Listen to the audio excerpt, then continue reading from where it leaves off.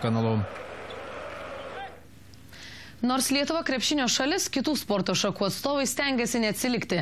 Pergalių skonį tarptautinėse arenose patyrė svorio kilnojimo atstovas Andrius Kubilius, ruošiasi po savaitės vyksiančiam pasaulio čempionatui. Sportininkas tikisi būti tarp prizininkų.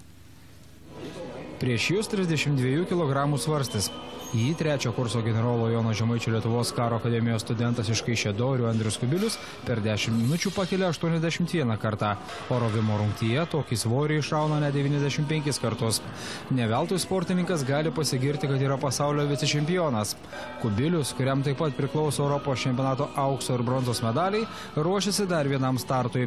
Lietuvis po savaitės varžysis Rusijoje vyksiančiame pasaulio čempionate. Bent jau tikiuosi būti tarp prizininkų ir surinkti bent jau 3 ženklius rezultatus. 21 metų lietuvis pripažįsta, kad kilnojant svarstį 10 minučių atrodo kaip amžinybė. Pirmas minutės tai tiesiog nieko negalvoja, o paskui jau tiesiog prasideda kova su savim. Kaip tų svarščių nepadėti ir išlaukti sus 10 minučių ir surinkti kuo aukštesnį rezultatą.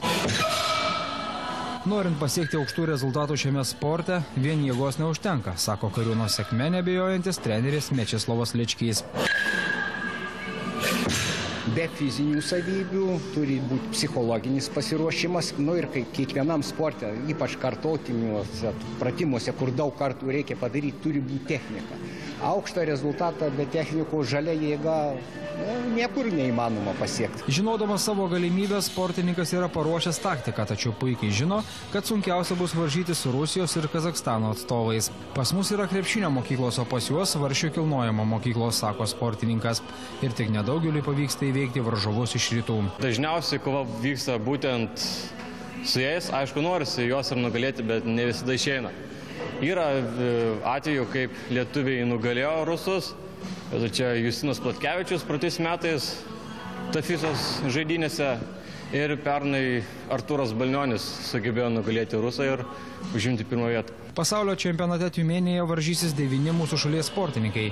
Įdomu tai, kad varžybose dalyvaus 2 lietuvaitės. Jos varžysis rovimo rungtyje.